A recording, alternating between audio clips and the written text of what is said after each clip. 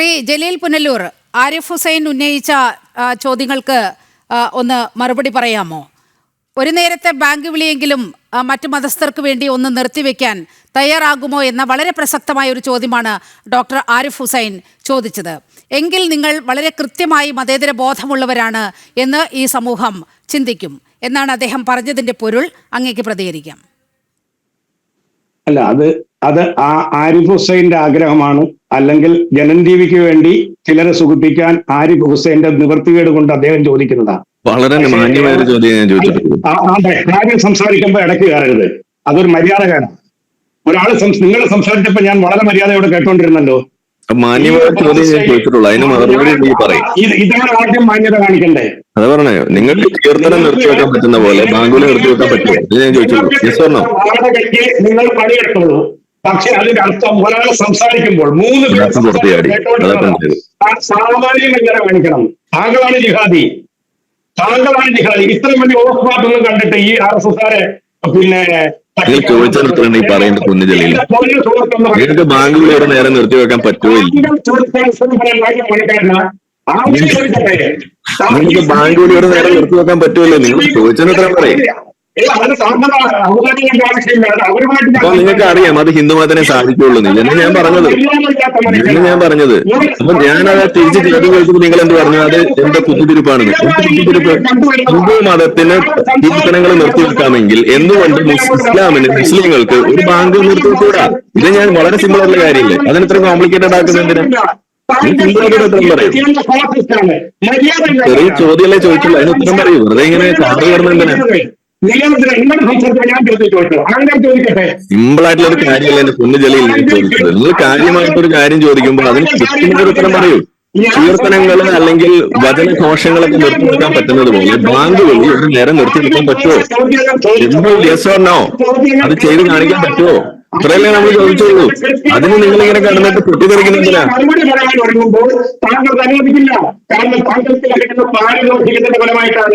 ഞാൻ കാത്തിരിക്കാം, നിങ്ങൾ മറുപടി പറയും. ബാങ്ക് വിളി നിർത്തിക്കാൻ പറ്റൂല്ലേ ഒരു നേരം?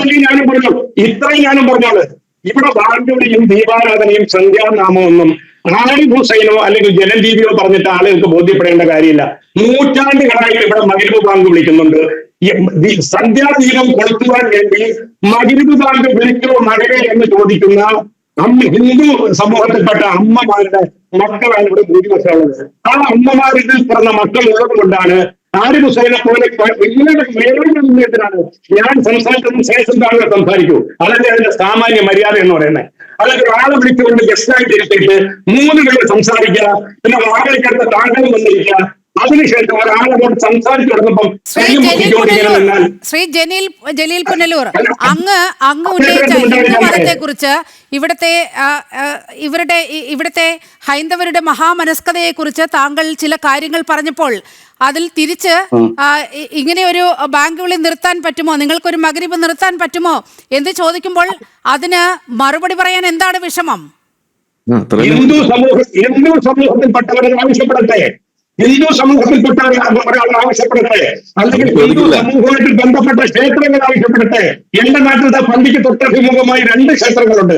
ആ 2 ക്ഷേത്രത്തിലെയും ഭാരവാഹികൾ ഇത്തരത്തിൽ ക്ഷേത്രത്തിന്റെ കാര്യമില്ല, കാരണം അവർ ഹൈന്ദവ വിശ്വാസികളാണ്. ഇതുപോലെ വാടകയ്ക്കെടുത്ത് കൊണ്ടുവരണം നാട്ടിൽ കലാപം ഉണ്ടാക്കുവാൻ വ്യത്യസ്ത വിഭാഗങ്ങൾ തമ്മിൽ സംഘർഷമുണ്ടാക്കി തമ്മിൽ തല്ലിക്കുവാൻ വേണ്ടി ഇതുപോലെ കുറെ എണ്ണം എന്ത് സംശയം സംസാരിച്ച് തീർത്തിട്ട് സംസാരിക്കുക. അതിന്റെ ഒരു മാന്യത.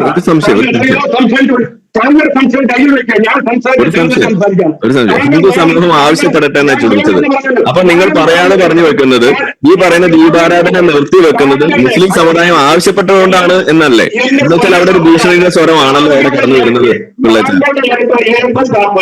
കൃത്യമായി BJP നേതാവും അതുപോലെ തന്നെ BSP നേതാവും പറഞ്ഞിട്ടുണ്ട്. ആ 2 പേരും അതുപോലെ തന്നെ ജനത്തിന്റെ ബൈക്കിൽ വരുന്ന ആ അമ്മയടക്കവും അവരോട് BSP നേതാക്കളും പറയുന്ന കാര്യമുണ്ട്. ബാലരാമപുരത്തെ മുസ്ലിം സഹോദരന്മാർ ഈ വിഷയത്തിൽ കക്ഷികളല്ല. വൈമുഖ് പ്രദേശത്തുള്ള ഒരു SDPIക്കാരനാണ് ഇത് കൊണ്ടുവന്നത്. അതിന് ഉത്തരം പറയാൻ എന്നെ അനുവദിക്കണം. ആ SDPI ആരുടെ സൃഷ്ടിയാണ്? SDPIയുടെ മാതൃസംഘടനയായ PFI ഈ രാജ്യത്ത് നിരോധിക്കപ്പെട്ട സംഘടനയാണ്. എന്തുകൊണ്ട് ആ നിരോധനത്തിന്റെ പേരിൽ അറസ്റ്റ് ചെയ്യപ്പെട്ട് ജയിലിലാക്കപ്പെട്ട ആളുകൾക്കെതിരായിട്ട് മതിയായ തെളിവ് കൊടുക്കാത്തതിന്റെ പേരിൽ തീവ്രവാദ സ്വഭാവത്തിൽ നിങ്ങൾ പറയുന്ന ആളുകൾ ഓരോരുത്തൻ ജയിൽ മോചിതനായി വന്നുകൊണ്ടിരിക്കുകയാണ്. മുസ്ലിം സമുദായത്തിന്റെ തെറ്റാണോ? ഇന്നൊന്ന് കേന്ദ്രം ഭരിക്കുന്നത് അജയ്യനായ മോഡിയുടെ ഭരണമാണ് നടക്കുന്നത്, അമിത്ഷായുടെ ഭരണമാണ്. ശ്രീ ജലീൽ അങ്ങ് പറഞ്ഞു വരുന്നത് ഈ പോപ്പുലർ ഫ്രണ്ടുകാർക്കെതിരെ തെളിവില്ല, ഈ രാജ്യവിരുദ്ധ നടപടികളൊക്കെ ചെയ്തതിന് തെളിവില്ല, അവരൊക്കെ ഓരോരുത്തരായി പുറത്തു വന്നുകൊണ്ടിരിക്കുന്നു. അപ്പോൾ ഈ പോപ്പുലർ ഫ്രണ്ടിന്റെ നിരോധനമൊക്കെ ശരിയായിരുന്നില്ല എന്നാണോ താങ്കൾ പറഞ്ഞു വരുന്നത്? അക്ഷരം തെറ്റാതെ പറയാം. അതായത് ഇസ്രയേൽ എങ്ങനെയാണോ IS എന്ന് പറയുന്ന ഭീകര സംവിധാനത്തെ ലോക മുസ്ലിങ്ങളുടെ ശാപമായി കൊണ്ടുവന്നത്, സമാനമായി RSSും BJPയും രൂപം കൊടുത്തവരുടെ താല്പര്യത്തിന് വളർത്തിയെടുത്തവരുടെ സംവിധാനമാണ് മുസ്ലിം മത തീവ്രവാദികളെന്ന് അക്ഷരം തെറ്റാണ് പറയുന്നത്. ഞങ്ങൾക്ക് യാതൊരു സംശയമില്ല. ഈ എന്റെ മുമ്പിൽ ഇന്ന് 2 ഹിന്ദു മത സഹോദരങ്ങളാണ് പറഞ്ഞത് വഴിമുക്ക് പ്രദേശത്ത് നിന്ന് SDPക്കാരനാണ് പ്രശ്നം ഉണ്ടാക്കിയത്. അവിടെയുള്ള മുസ്ലിം സഹോദരങ്ങൾക്ക് കുഴപ്പമില്ല. ബാലരാമപുരത്തെ ക്ഷേത്രം ആരാധന നടത്തുന്നതിനോ അത് പ്രവർത്തിക്കുന്നതിനോ അവിടെയുള്ള മഹാഭൂരിപക്ഷം വരുന്ന മുസ്ലിം സഹോദരങ്ങൾക്ക് ഒരു എതിർപ്പുമില്ലെന്ന് എനിക്ക്. മുസ്ലിം സമുദായത്തിന്റെ ഹിന്ദു സമുദായത്തിന്റെ പരസ്പര ബഹുമാനവും ആദരവുമല്ലേ ബാലരാമപുരം പ്രകടിപ്പിക്കുന്നത്. അപ്പൊ വരുന്ന തദ്ദേശ സ്വയംഭരണ തെരഞ്ഞെടുപ്പിൽ കൗൺസിലർമാരുടെ ആത്മഹത്യയുടെ പേരിൽ പൂർണ്ണമായും പ്രതിരോധത്തിലായ BJPയെ രക്ഷിക്കുവാൻ ചോദിച്ചതിന് ഉത്തരം പറഞ്ഞു. വെറുതെ ഇങ്ങനെ കാട് കയറുന്നില്ല. ബാങ്കുകളെ നിങ്ങൾക്ക് ഒരു നേരം നിർത്തി വെപ്പിക്കാൻ പറ്റില്ലേ? Yes or no? മനുഷ്യനെ കുറിച്ച് ചിന്തിക്കാൻ സാധിച്ചിട്ടുണ്ടോ?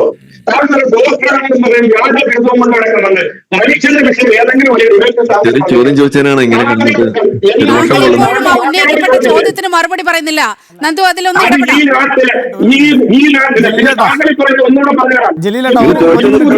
ഞാൻ 10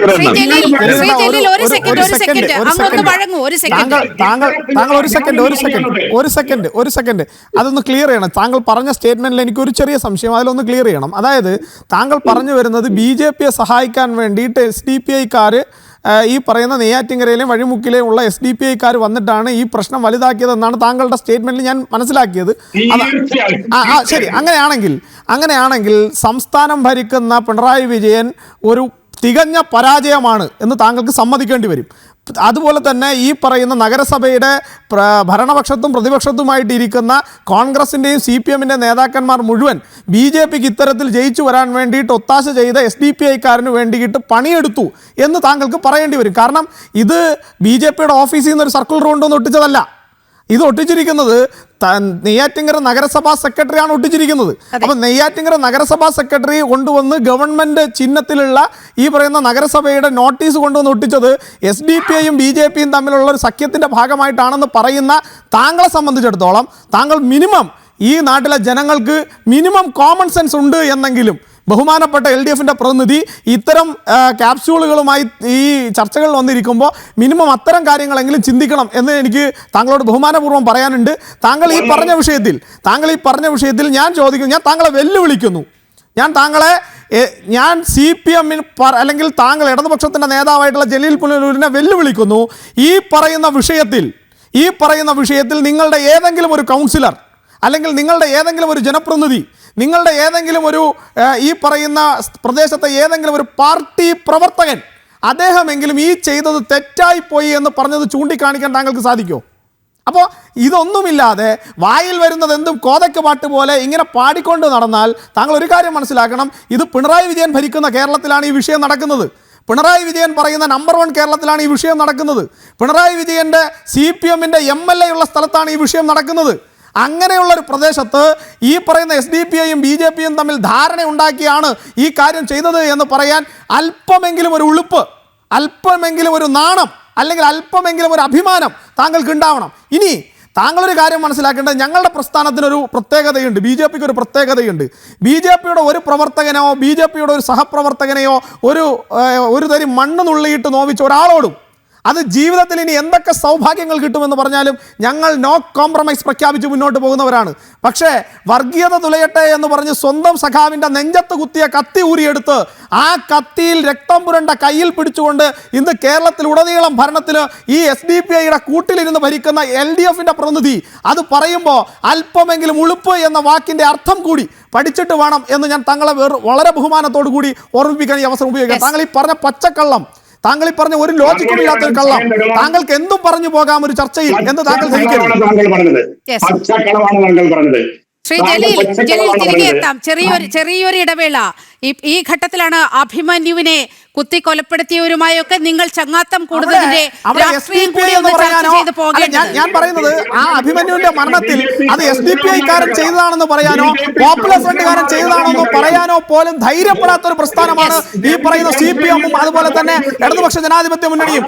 നിങ്ങളുടെ സർക്കാർ ഭരിക്കുമ്പോ നിങ്ങളുടെ SFI കാരനായിട്ടുള്ള ശുഭ്രപതാകയിൽ ഈ പറയുന്ന ചുവന്ന താരകമുയർത്തിയ പതാക പിടിച്ച SFI കാരന്റെ നെഞ്ചത്ത് കുത്തിയ കത്തി, ആ കത്തി ഊരിയെടുത്ത് ആ ചോര പുരണ്ട കയ്യിൽ പിടിച്ചുകൊണ്ടാണ് നിങ്ങൾ അധികാരത്തിന് വേണ്ടി ഈ SDPI കാരന്റെ മുട്ടിലിഴയുന്നത് എന്ന് നിങ്ങൾ മറന്നു പോകേണ്ടതില്ല. അത് കേരളത്തിന്റെ പൊതുസമൂഹം മറന്നിട്ടില്ല എന്ന് നിങ്ങൾ കൂടി ഓർത്തു വെക്കുന്നത് നന്നായിരിക്കും.